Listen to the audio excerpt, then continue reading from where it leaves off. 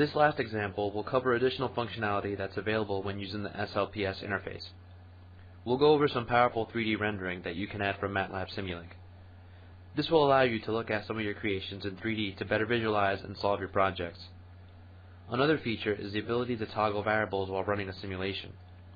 You can change variables on the fly to view the impact on your PSpice circuit and your system as a whole. Let's take a look at this from the desktop in the Matlab application. Here I'll open up my project, which is labeled PowerWindow.mdl, which will bring up a 3D model of a car power window project which came with Matlab.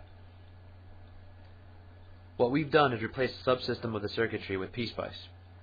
So in the amplification block here, we've introduced an SLPS block where previously there were some Simulink blocks.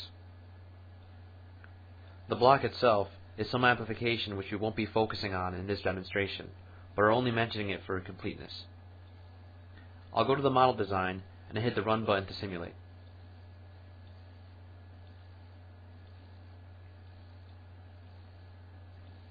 At the start of the simulation, plots for position, armature current, and force display, and we notice the window rise towards some obstacle.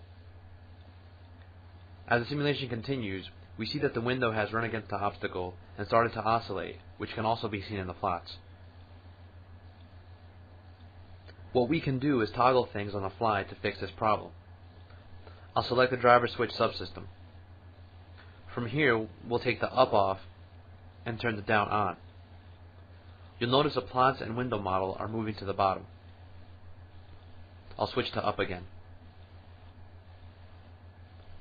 Another thing we can do is take the object away and let it move to the top. We'll let this run for a bit.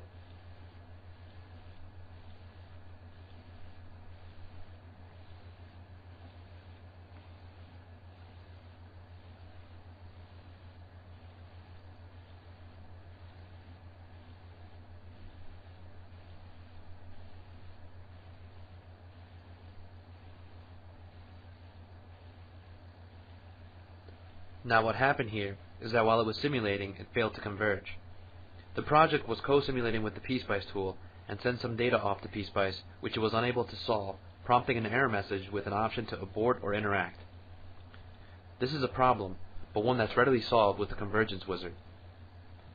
If we were to abort, what we would have needed to do, if we wanted to get past this point, is loosen our settings in PSpice, return to Matlab, try to get back to this place in our simulation again, and try rerunning it to see if it worked properly, which would have been a tedious process.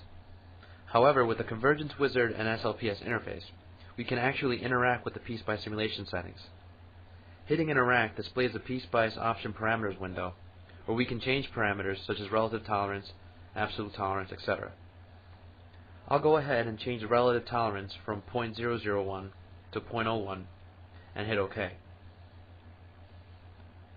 It should now converge, and the simulation will continue from where it started. And as you can see, the window continued up without error. Now bring it back down.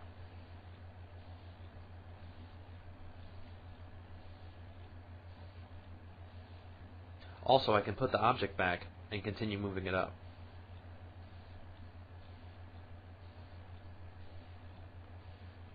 This example showed the 3D modeling that you can perform to enhance your Simulink simulation experience. We also demonstrated the ability to toggle variables on the fly and displayed the Convergence Wizard.